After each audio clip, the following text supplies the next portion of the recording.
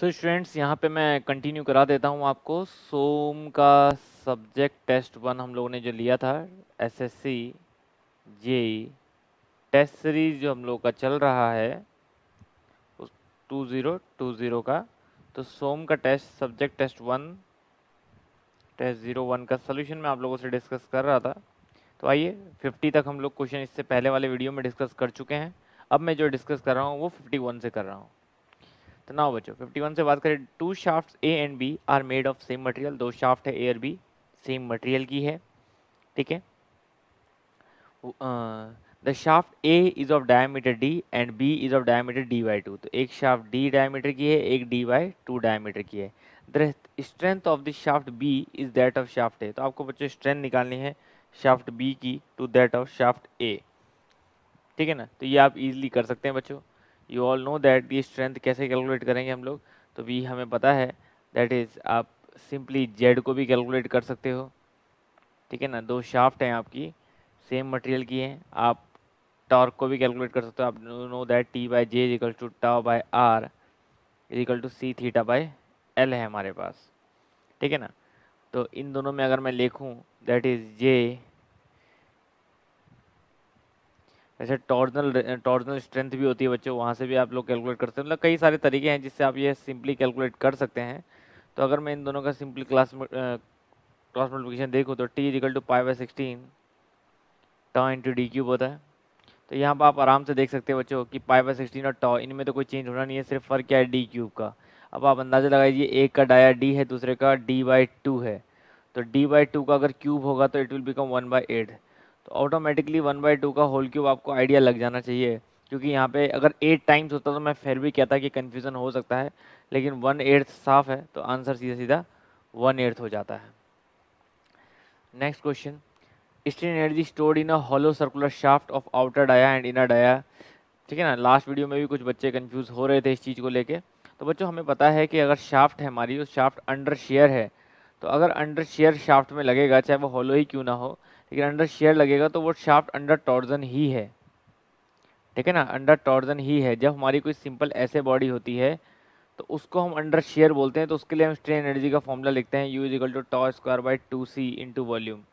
ये कब है, जब बॉडी अंडर शेयर है, लेकिन शाफ्ट अगर अंडर शेयर जाती है तो वो अंडर टॉर्जन ही है बच्चों। और हॉलो है तो जिसका formula tau square by 4c into D square plus D square upon D square होगा, ठीक है ना, इंटू वॉल्यूम ऑफ शाफ्ट। तो हमारा डी ही इसका आंसर करेक्ट रहेगा। नेक्स्ट क्वेश्चन है, the ratio of moment of inertia of a rectangle and that of a triangle having same base and height respect to their basis would be. Ratio of moment of inertia of rectangle, देखिए बच्चों, moment of inertia of rectangle to that of a triangle, ठीक है ना। About it's base बोल रहा है, मतलब rectangle का भी उसके बेस के अबाउट मोमेंट ऑफ इनर्शिया और ट्राइंगल का भी उसके बेस के अबाउट मोमेंट ऑफ इनर्शिया का रेशियो। सिंपल, अब मान लीजिए इसका बेस बी है और हाइट एच है, इसका भी बेस बी और हाइट एच है। तो आप सबको पता है बच्चों कि रेक्टेंगल का बेस के अबाउट क्या होता है। जनरली सेंट्रॉइड के अबाउट सबको याद रहता है बी एच क्यूब बाई 12, लेकिन बेस के अबाउट जनरली किसी को याद नहीं रहता। तो याद रखिएगा, बेस के अबाउट होता है बच्चों B H cube by 3। Base के अबाउट होता है बी एच क्यूब बाई 3, और ट्राइंगल का बेस के अबाउट क्या होता है बी एच क्यूब बाई 12। समझ रहे ना, तो ये याद रखना पड़ेगा आपको, ठीक है ना। ट्राइंगल का उसके बेस के अबाउट होता है बी एच क्यू बाई 12, और रेक्टेंगल का उसके बेस के अबाउट होता है बी एच क्यू बाई 3। तो ट्राइंगल तो जनरली सबको याद रह जाता है कि बी एच क्यू बाई 12 होता है बेस के अबाउट, और सेंट्रॉइड के अबाउट होता है बी एच क्यू बाई 36, ठीक है ना। और यहाँ पे क्या है, बी एच क्यू बाई 12 होता है सेंट्रॉइड के अबाउट, और बी एच क्यू बाई 3 होता है बेस के अबाउट। तो यहाँ पे हम सिंपली सॉल्व करने से, तो it will become 12/3, it will become 4:1। तो सी रहेगा इसका करेक्ट आंसर बच्चों, दैट इज कॉल्ड 4:1। क्लियर है, समझ गए यहाँ पे। नेक्स्ट क्वेश्चन, अगला क्वेश्चन बच्चों, helical spring has n turns of coil, a helical spring has n turns of coil and second spring made of same wire same material n/2 turns, और dia है 2d। तो बस बच्चों turns और dia में फ़र्क है। If the stiffness of the first spring is k, अगर पहले की स्टिफनेस k है तो दूसरे स्प्रिंग की स्टिफनेस क्या होगी। तो बच्चों you all know that stiffness का फॉर्मूला क्या होता है, GD⁴ अपॉन 64r³ n, है ना। ये होती है हमारा फॉर्मूला। तो अब आप देख सकते हो यहाँ पे डाया और उसका रिलेशन सिंपल। तो ये k है बच्चों, तो मैं k2 अगर निकालना चाह रहा हूँ तो k2 क्या पुट करूँगा, GD⁴ में कोई अंतर नहीं है, ठीक है ना। 64 या कॉइल का डाया क्या हो रहा है, दैट इज कॉल्ड 2D, तो 2D मतलब डाया का ट्वाइस ना, तो रेडियस का भी आपको क्या करना पड़ेगा, ट्वाइस ही करना पड़ेगा। तो दैट विल बिकम 2r का होल क्यूब, ठीक है ना, 2r का होल क्यूब, और n क्या हो रहा है, हाफ हो रहा है, n/2। तो बस इन दोनों को अब आप सॉल्व कर लीजिए, तो k2 इजिकल टू देखो कितना आ जाएगा, GD⁴ 64 r³ n को अलग कर लो, तो बचेगा क्या, यहाँ पे बचेगा 8 इंटू 1/2, तो दैट विल बिकम 1/4। तो साफ हो जाता है, k2 will become k/4, k2 will become k/4, क्योंकि इतना तो k ही है ना, तो बस ये डिवाइड बाय 4 हो गया, तो k/4। तो A will be the correct answer. और column is set to be medium size, बच्चों मीडियम साइज कॉलम किसे बोलते हैं, तो ये याद रहना चाहिए आपको कि 120 से ऊपर हमारा क्या होता है, लॉन्ग कॉलम होता है, that is 32/120। सीकेंड formula is use for, तो बच्चों यहाँ पे कॉलम्स के दो मैंने एक्स्ट्रा क्वेश्चन डाले हैं। जनरली हम लोग रैनकाइन फॉर्मूला तक पढ़ते हैं, ठीक है ना, रैनकाइन फॉर्मूला तक पढ़ते हैं कि for long and medium column के लिए हमारा रैनकाइन फॉर्मूला रहता है, लगभग सभी के लिए होता है, लॉन्ग मीडियम शॉर्ट के लिए समझ लो, मोस्टली मीडियम के लिए यूज़ करते हैं हम लोग। तो यहाँ पे हम लोग और फॉर्मूले नहीं पढ़ते हैं बच्चों, लेकिन मुझे लगता है कभी कभार क्वेश्चन पूछ सकता है थोड़ा सा ज़्यादा कि आपको सीकेंड फॉर्मूला, तो याद रखिएगा सीकेंड फॉर्मूला भी कॉलम का ही फॉर्मूला है फॉर लॉन्ग कॉलम्स ओनली।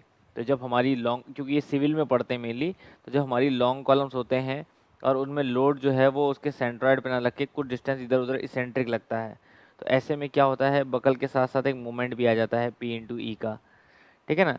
तो इसलिए यहाँ पे इसेंट्रिसिटी, जब इसेंट्रिसिटी की प्रॉब्लम होती है तो हमारे पास सीकेंड फार्मूला जो है वो लगता है, तो long column under eccentric loading.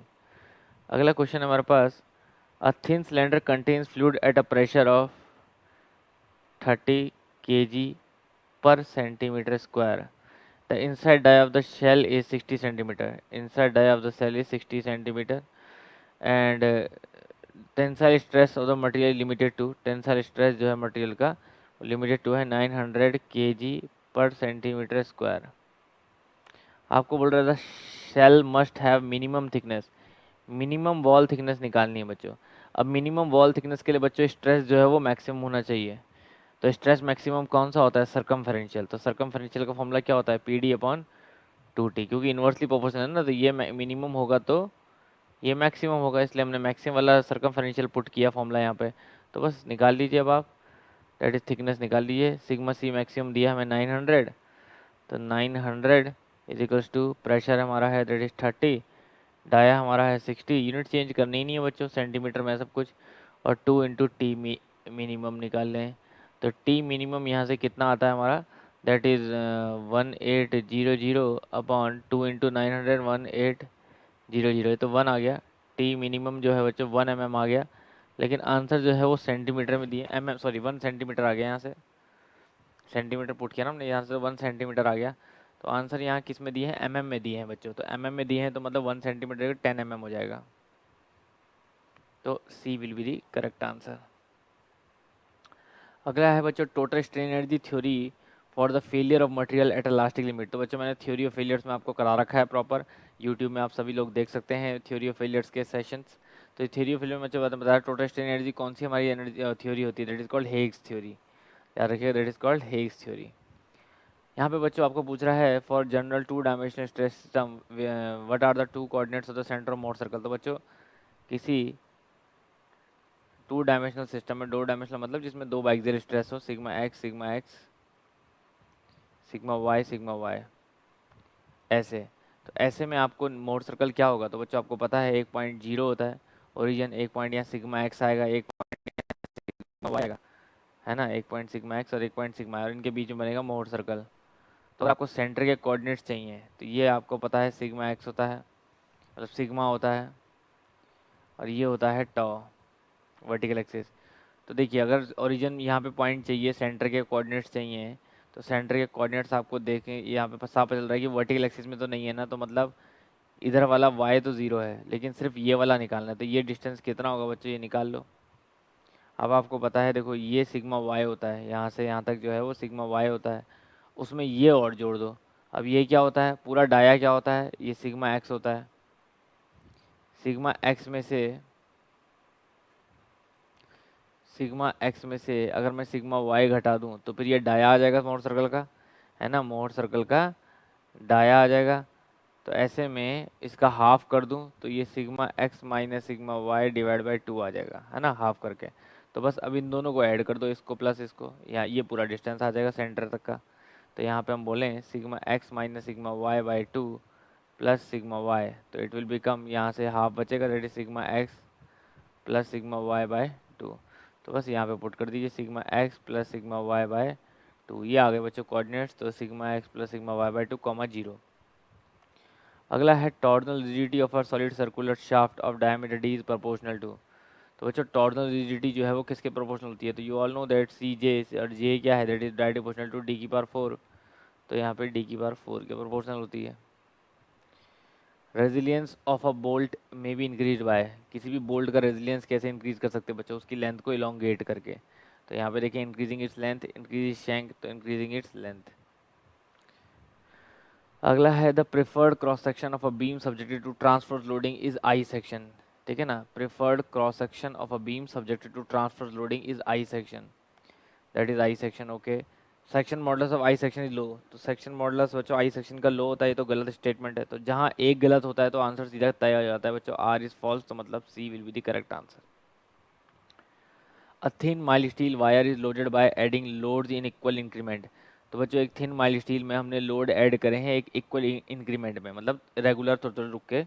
ठीक है ना, the extension noted with increasing loads will behave as under, the extension noted with increasing load will behave as under. तो जो एक्सटेंशन नोट हम करेंगे वो किस तरह की होगी, तो बच्चों सिंपल है, ग्रेजुअल लोडिंग का ग्राफ अगर आप समझें तो पहले इंक्रीज़ करेगा यूनिफॉर्मली तरीके से, उसके बाद जो है भाई ऐसे पहले इंक्रीज़ करेगा फिर एकदम से एब्रप्ट मोर इंक्रीज़ करेगा। तो यहाँ पे बोले increasing uniformly first and then increasing rapidly. ठीक है ना। नेक्स्ट हम लोग देखें, in a tensile test on mild steel specimen the breaking stress as compare to ultimate stress. तो बच्चों आप सबको पता है माइल्ड स्टील में एक डक्टाइल मटेरियल जिसमें हम देखते हैं कि ये अल्टीमेट स्ट्रेस होता है, ये सिग्मा है ना, और ये स्ट्रेन है, ये अल्टीमेट स्ट्रेस होता है और ये ब्रेकिंग स्ट्रेस होता है। तो आप देख सकते हैं ब्रेकिंग स्ट्रेस जो है वो अल्टीमेट स्ट्रेस से कम होता है। तो यहाँ पे आपको क्या पूछ रहा है, breaking stress as compare to ultimate stress will be less. ठीक है ना, ब्रेकिंग स्ट्रेस जो है अल्टीमेट स्ट्रेस से लेस होता है। अगला क्वेश्चन बच्चों हमारे पास, steel rod whose diameter is 6 centimetre. एक स्टील रॉड है जिसका डायमीटर 6 सेंटीमीटर है और लेंथ जो है वो 1 मीटर है। Experience heating from temperature 40 to 200 degree Celsius, temperature जो है वो 40 degree Celsius to 200 degree Celsius है। The coefficient of thermal expansion alpha is equal to 12 into 10 की पावर माइनस 6 पर डिग्री सेल्सियस है। ठीक है ना, एंड यंग मॉडुलस जो है वो 300 गीगा पास्कल है। अब देखो इतना गिवन आइटम हमने लिख दिया ना, ये क्या किया हमने, समय खराब किया। क्यों, क्योंकि अब वो क्या बोल रहा है, if the rod has not been restricted in its original position. इसलिए बच्चों फटाफट क्वेश्चन पढ़ लिया करो, थर्मल स्ट्रेस में हमेशा ऐसा होता है। मतलब हमेशा देखो कि ऑप्शन में जीरो दिया है क्या, अगर ऑप्शन में जीरो दिया है तो एक बार जरूर क्वेश्चन को फटाफट पढ़ लो कि कहीं ऐसा तो नहीं कह रहा कि कोई रेस्ट्रिक्शन है ही नहीं। और अगर बॉडी के आगे कोई रेस्ट्रिक्शन नहीं है तो मतलब बॉडी फ्रीली एक्सपेंड करेगी, और फ्रीली एक्सपेंड करेगी तो there will be no stress. ठीक है ना। अगला क्वेश्चन है, if the diameter of the column is reduce by 30%, अगर हम कॉलम का डाया जो है वो 30% रिड्यूस करते हैं तो बताइए इलर्ट्स बकलिंग लोड कितना परसेंट आपका चेंज होगा। तो सिंपल है बच्चों, यू ऑल नो दैट कि अगर हम रिड्यूस करते हैं 30%, अगर मान लीजिए डाया आपका D1D है और 30% हम रिड्यूस करते हैं तो इट विल बिकम, 30% यूज़ किया तो कितना बचा, 0.7 ऑफ D1, है ना, यही तो बचा 0.7 ऑफ D1। क्लियर है। तो ऐसे में अगर हम निकालना चाहें कि बकलिंग लोड का रेशियो, तो ये आपको पता है बच्चों, दैट इज P2/P1 अगर आपने निकालना है तो हम यहाँ पे सिंपली ऐसा भी कह सकते हैं कि बकलिंग लोड हमारा होता है P2/P1, P is equal to pi square EI, तो दैट इज I2/I1, है ना। और I2/I1 क्या होता है हमारा, D की पावर 4 में, तो D2/D1 की पावर 4, ऐसा कह सकते हैं। ठीक है ना, तो अब आप यहाँ पे पुट कर दो, तो P2/P1 इज इक्वल टू कितना आ जाएगा, D2/D1 that is 0.7 upon D, and D, तो डी से डी घटा 4, तो P2 अपॉन P1 अगर हम निकालें दैट इज 0.7 की पावर 4। और ठीक है बच्चों, तो यहाँ P2 अपॉन P1 हमने निकाल दिया 0.7 की पावर 4।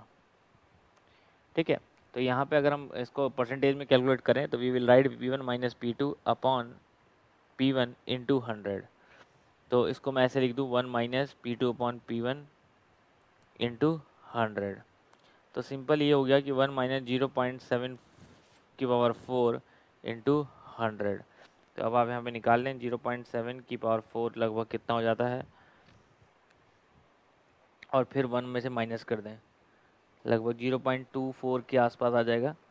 ठीक है ना, और 1 माइनस कर देंगे 0.2401, तो ये लगभग आ जाएगा आपका 0.75 के आसपास। तो दैट इज़ 0.75, और 0.75 बोले तो 75%। 75%। क्लियर है। The ratio of maximum shear stress developed of a rectangular section. तो किसी भी रेक्टेंगुलर सेक्शन में बच्चों मैक्सिमम शेयर स्ट्रेस और एवरेज शेयर स्ट्रेस में कितना डिफरेंस होता है, तो दैट एवरेज शेयर स्ट्रेस और इसमें दैट इज कॉल्ड 3/2। तो maximum shear stress of rectangle of that of 3/2 मतलब 1.5 ऑफ एवरेज। नेक्स्ट क्वेश्चन बच्चों, if d is the diameter of the coil, closed coil, helical spring and total angle of twist in the full length theta। तो बच्चों यहाँ पे देखो इस deflection आपको निकालना है। डिफ्लेक्शन इज इक्वल्स टू आप डायरेक्ट r थीटा से भी निकाल सकते थे। यहाँ पे r is equals to your dy/2 theta, तो दैट विल बी, आप सीधा आंसर b यहाँ से लिख सकते थे डायरेक्ट। ठीक है ना। अगला है हमारे पास for calculating the allowable stress of a long column. तो मैंने आपको दो क्वेश्चन कहा था बच्चों जो हमने दूसरे फॉर्मूले से उठाए हैं। ठीक है ना, तो सिर्फ इनको देख लो, इनके कोई गहराई में जाने की जरूरत नहीं है। एक सेकेंड फॉर्मूला मैंने बताया था, और दूसरा फॉर्मूला बच्चों ये है जिसका हमारे पास इस तरह का रिलेशन होता है, तो that is called parabolic formula. ठीक है ना, तो ये दो फॉर्मूले भी आपको हल्का सा देखने हैं बस। नेक्स्ट है हमारे पास gas theory. Gas and Tresca's theory बच्चों किस मटेरियल के लिए होती है, तो यार क्या गैस एंड ट्रेस्कास थ्योरी जो होती है that is for ductile material. If the equivalent torque in a shaft is 500 newton metre, अगर इक्विवेलेंट टॉर्क बच्चों शाफ्ट का 500 न्यूटन मीटर है, ठीक है ना, और बेंडिंग मोमेंट जो है वो 300 न्यूटन मीटर, ये मैंने आपको प्रैक्टिस में भी करवाया था बच्चों question. Calculate the magnitude of the required torque, आपको टॉर्क निकालना है और इक्विवेलेंट बेंडिंग मोमेंट निकालना है।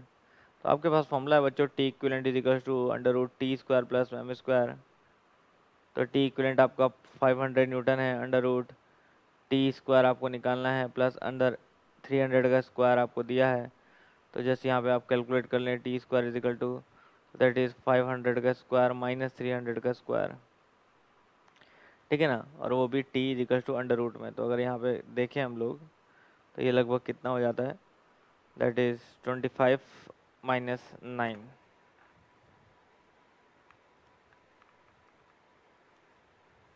तो ये लगभग 400 आ जाता है बच्चों, 400 न्यूटन मीटर आ जाता है। ठीक है ना, तो टी तो हमारा 400 हो गया, मतलब आंसर जो है वो इन तीनों में से कोई है। अब हमें निकालना है एम इक्विवेलेंट। एम इक्विवेलेंट क्या होता है बच्चों, m/2 plus half under root M square plus T square. अब देखो आपको सबकी वैल्यू पता है, m कितना है आपका 300 डिवाइड बाई 2 प्लस हाफ 300 का स्क्वायर प्लस 400 का स्क्वायर। तो यहाँ पे देखें तो 150 प्लस हाफ 300 का स्क्वायर प्लस 400 का स्क्वायर, तो 300 का स्क्वायर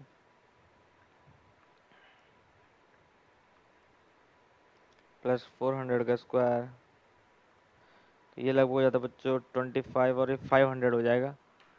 तो यहाँ से 500 बाहर आ जाएगा क्योंकि 2 5 2 3 4 हो जाएगा, तो ये 500 that is 150 plus half of 500, तो मतलब 150 plus 250 it will become 350 plus of 400। तो ये भी बच्चों 400 ही आ रहा है, तो मतलब एम इक्विवेलेंट भी 400 न्यूटन मीटर ही आ रहा है और टी भी 400 न्यूटन मीटर ही आ रहा है।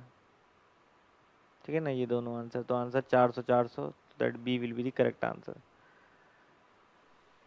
नेक्स्ट बच्चों, the ratio of a section model of a square beam with section is placed with two sides horizontal. तो बच्चों एक स्क्वायर ऐसा है, ये भी हमने करा रखा है आपको, और एक स्क्वायर जो है वो अलॉन्ग द डायगोनल है।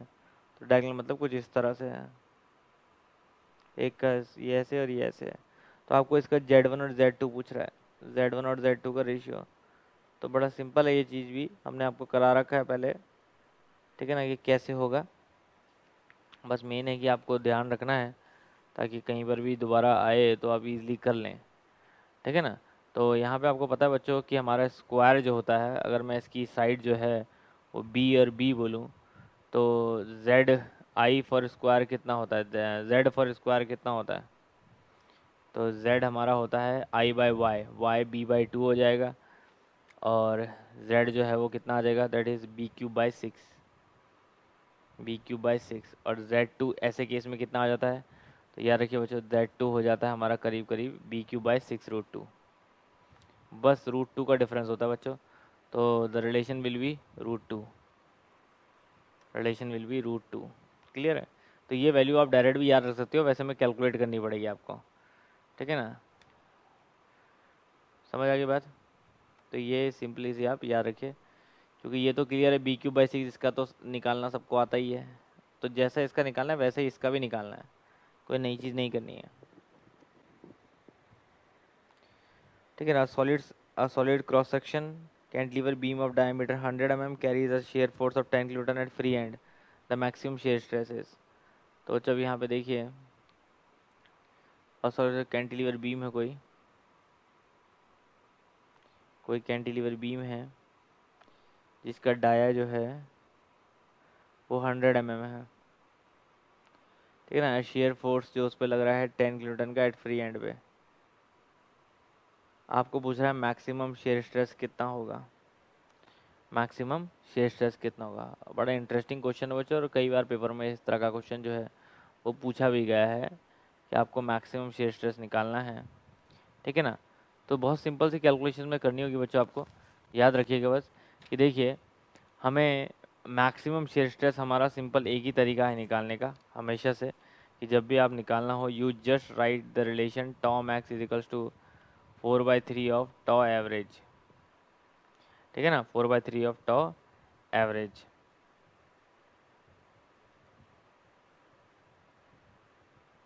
ठीक है। तो ऐसे में बस टॉ एवरेज का फॉर्मूला पुट कर दीजिए अब, 4/3 इंटू, दैट इज़ हमारे पास फोर्स कितना है 10 किलोटन, तो average is equal to force 10 into 10⁻³ upon area is 100 mm, ठीक है ना, एरिया इज़ 100 mm, तो पाई डाया है आपका 100 mm, that is pi by 4, 100 का स्क्वायर। तो इसको अगर हम सॉल्व कर लें तो टॉ मैक्स यहाँ से आ जाता है, that is 16/3 pi mega pascal, ठीक है ना। पाई ऐसे रहेगा ना, 16/4 से 4 कट जाएगा, नहीं 4 नहीं, 4 से 4 मल्टीप्लाई हो जाएगा, 16 हो जाएगा ये, अपॉन 3 पाई, बाकी तो कट जाएगा ये सब, तो 16/3 पाई, तो 16/3 पाई मतलब D will be the correct answer.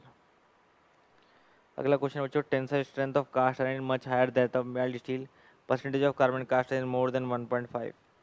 तो यहाँ पे अगर हम देखें तो ये वाला स्टेटमेंट तो सही है बच्चों, ठीक है ना, 1.5 से ज़्यादा जो होता है वो कार्बन कंटेंट होता है कास्ट आयरन में, लेकिन tensile strength of cast iron much higher, तो कास्ट आयरन की वो कहता है टेंसाइल स्ट्रेंथ, ये बिल्कुल गलत है। कास्ट आयरन की बच्चों हमेशा कंप्रेसिव स्ट्रेंथ अच्छी होती है और माइल्ड स्टील की टेंसाइल स्ट्रेंथ अच्छी होती है, तो यहाँ उल्टा लिखा है, तो ए गलत, और मैंने कहा जब भी कोई एक गलत है तो फिर सीधा आंसर हो जाता है, ठीक है ना।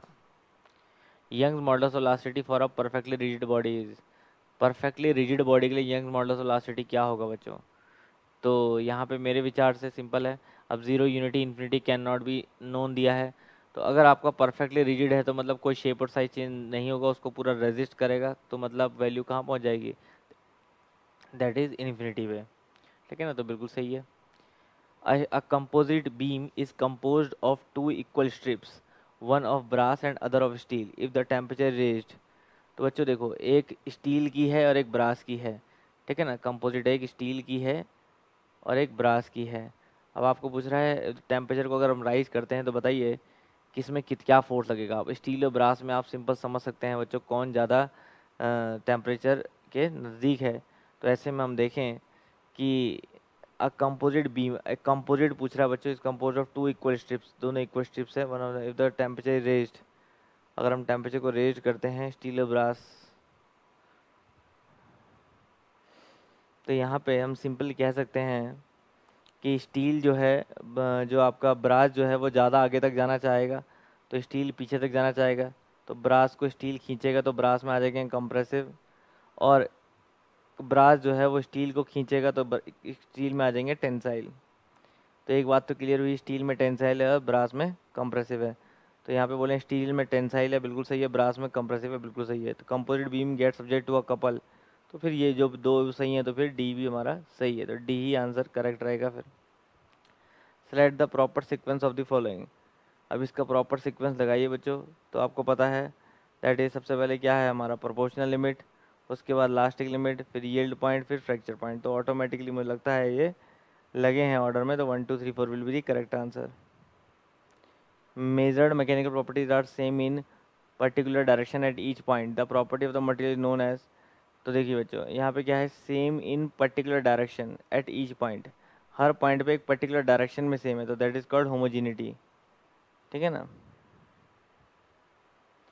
Tensile strength of a material is obtained by dividing the maximum load during the test by the.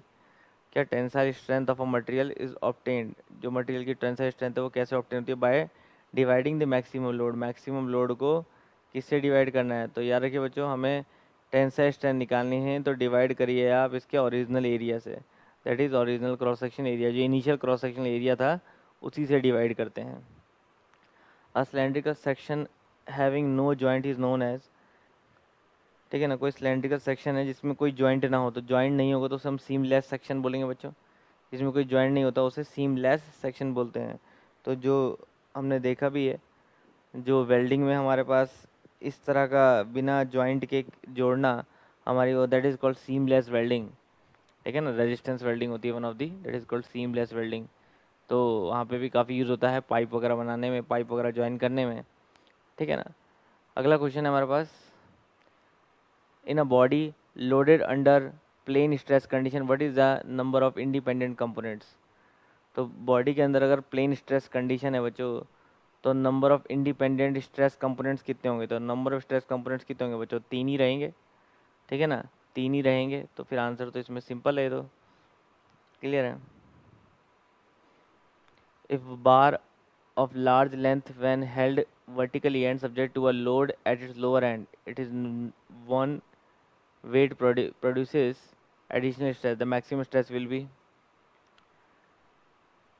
बार है जिसकी लेंथ लार्ज है, वर्टिकली हेल्ड होती है, subject to a load at its lower end, lower end पे इसका जो load है वो लगेगा।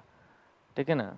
तो यहाँ पे वो कह रहा है कि स्ट्रेस कहाँ डेवलप होगा, तो याद रखिए maximum stress will be develop at the lower cross section, at built-in upper cross section, at the central cross section, at every point of the bar। तो ये तो कह रहे सही हो गए।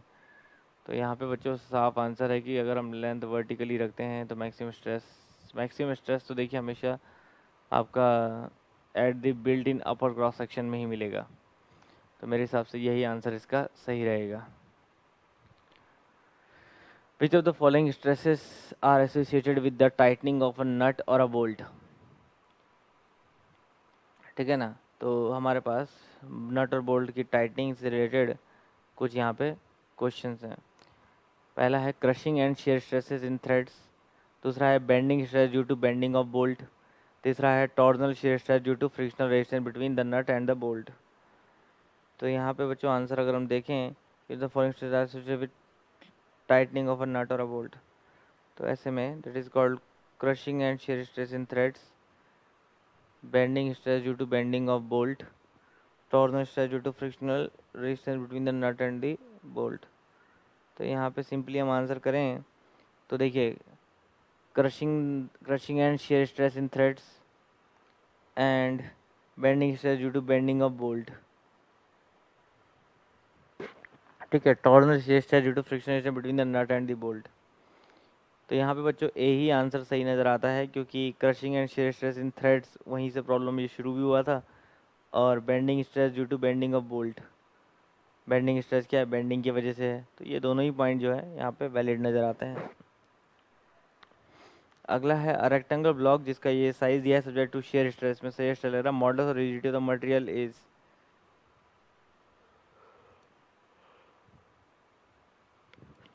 तो मॉडुलस और रिजिडिटी ऑफ द मटेरियल अगर हमें देखना है, ये हमें दे रखा है, तो स्ट्रेन एनर्जी निकालनी है। ठीक है ना, स्ट्रेन एनर्जी आपको निकालनी है।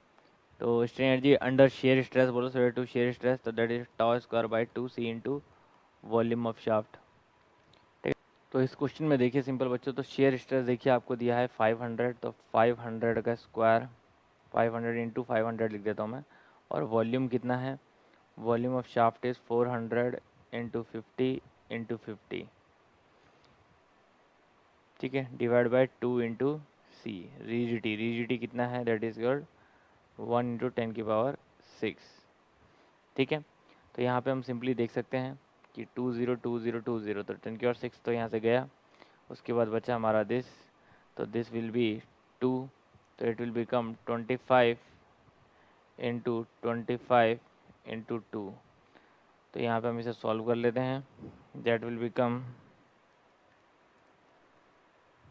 1250, लेकिन यहाँ पे हमारा आंसर आता है दैट इज़ kg सेंटीमीटर।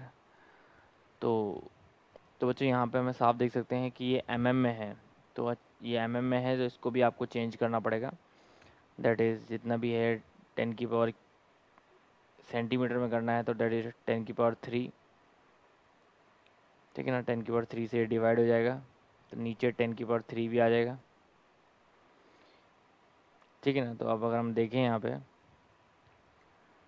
तो एक ये कट गया, एक कट गया, that is 25 into 25 into 2 divide by 10, एक 10 बचा ना, 30 डिवाइड बाई 10, तो यहाँ पे आ जाता है बच्चों 125 kg मीटर। तो A will be the correct answer, ठीक है ना। नेकिंग रीजन कहाँ होता है बच्चों, तो नेकिंग रीजन हमारा कहाँ होता है, दैट इज़ जो हमारा अल्टीमेट पॉइंट होता है उसके जस्ट बाद। तो area between lower yield point and upper yield point, तो यहाँ लोअर और अपर यील्ड पॉइंट दिया है, और यहाँ पे दिया है एरिया बिटवीन, तो ये तो साफ है कि ये नहीं होंगे। Area between the ultimate point and initial point, या area between the ultimate point and rupture, तो याद रखिए area between ultimate point and rupture. Next question है, which one of the stress strain occurs after yield plateau, a lower yield point, upper yield point, ultimate point and breaking point. तो आपको पूछ रहा है stress strain curve में वो कौन सा पॉइंट है अकर्स आफ्टर यील्ड प्लेट्यू। तो यील्ड प्लेट्यू मतलब इस पॉइंट से नीचे अगर हम जाएं, तो हमारे पास यील्ड प्लेट्यू, इसके बाद कौन सा पॉइंट आता है, that we have only ultimate point. तो फिर यहाँ अगर हम बात करें lower yield point, upper yield point, ultimate point, तो that is ultimate point will be the correct answer. During a tensile test on a ductile material, ductile material में अगर हम टेंसाइल टेस्ट करते हैं, ठीक है ना।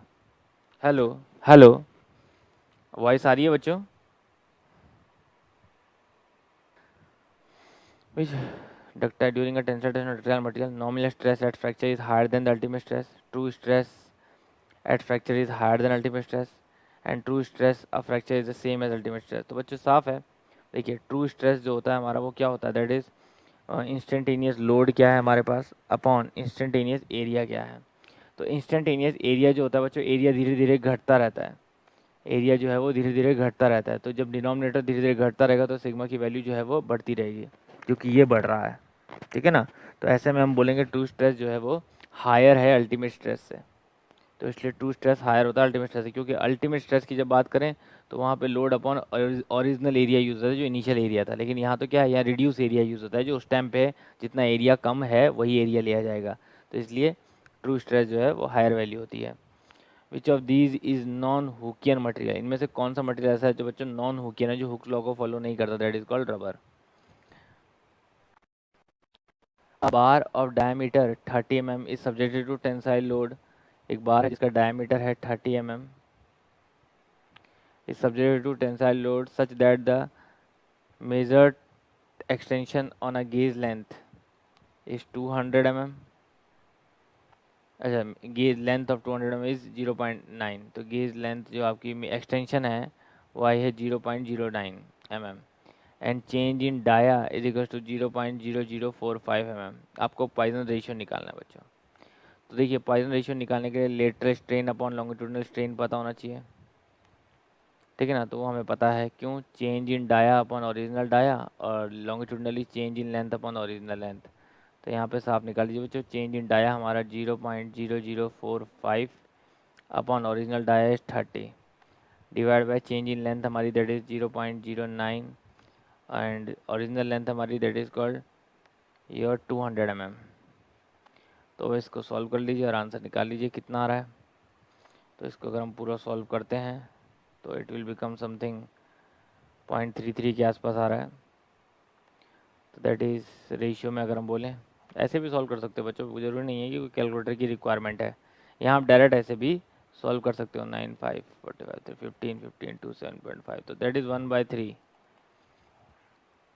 ए will be the correct answer. ठीक है ना। यहाँ पे भी देखिए सॉल्यूशन करके दिखा रखा है, आप सॉल्व कर सकते हैं।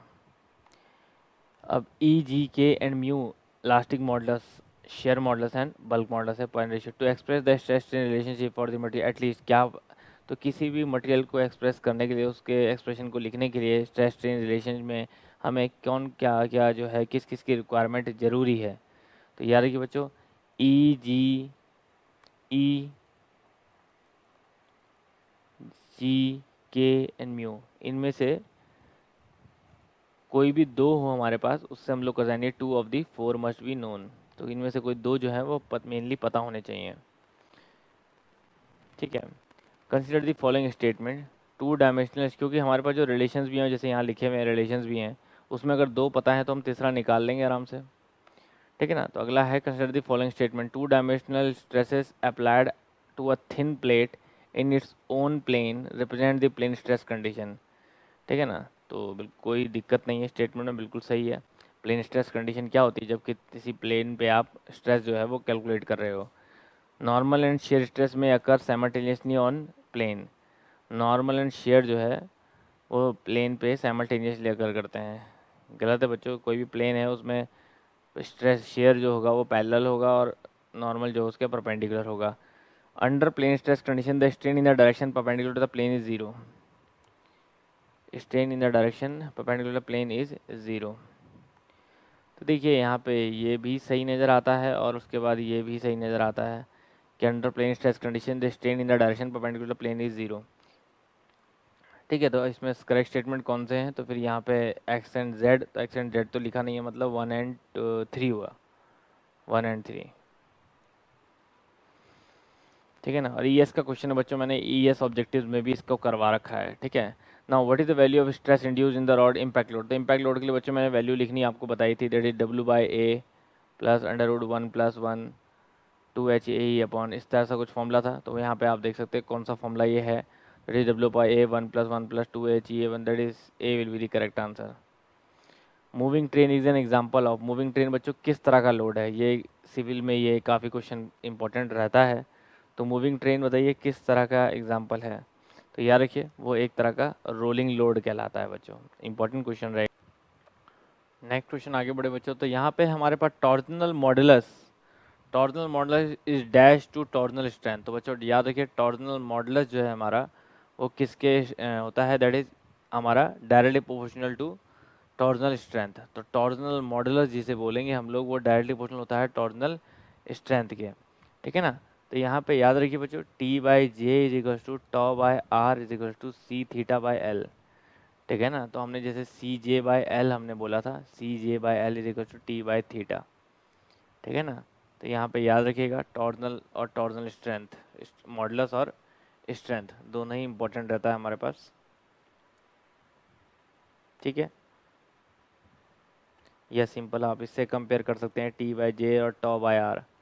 सेम चीज़ यहाँ पे भी है कि अगर मैं लिखता हूँ इसे, आर को इधर भी ले जाऊँ और टी को इधर भी लाऊँ तो भी वही सेम रिलेशन रहेगा डायरेक्टली प्रोपोर्शनल का। तो बी रहेगा इसका correct answer. Mod circle construction is valid for both stress.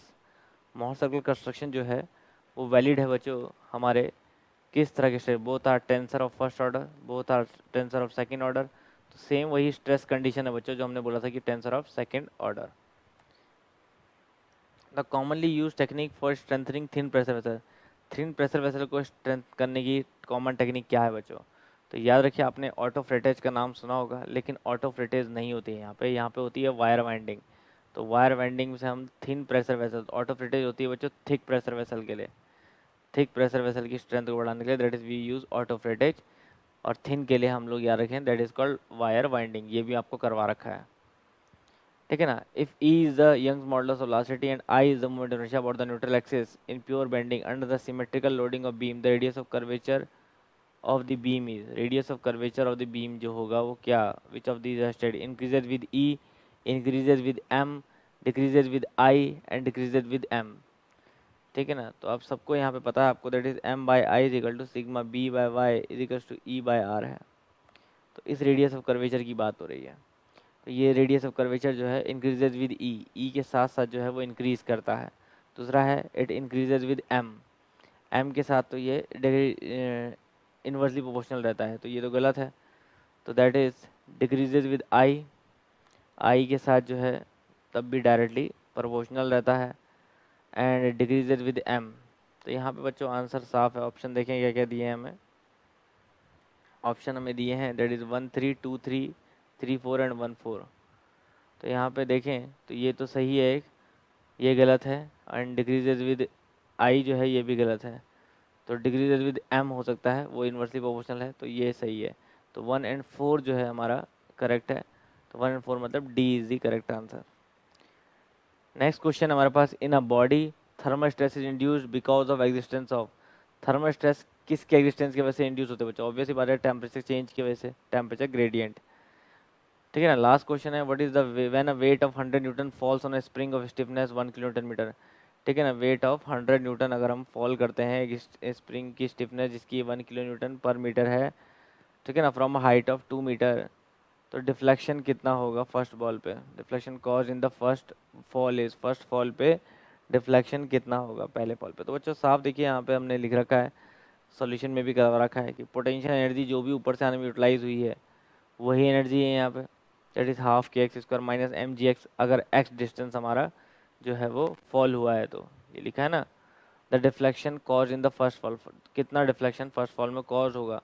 ठीक है ना। तो अगर हम एच हाइट से कूद रहे हैं तो एक्स जो है वो डिस्टेंस आपका डिफ्लेक्शन बोलो वो फॉल होगा। तो बस half K X square minus M G X, यहाँ से एक्स की वैल्यू निकाल ली, तो एक्स की वैल्यू आ रही है 0.632। तो यहाँ बताना है 0.632 मतलब इक्वल टू 0.1, 0.1 और 0.2 के बीच में, या इक्वल टू 0.2 या मोर देन 0.2। तो साफ है बच्चों, मोर देन 0.2, 0.632 मतलब मोर देन 0.2। क्लियर है। तो ये होता है बच्चों यहाँ पे पूरा सेशन हमारा समाप्त।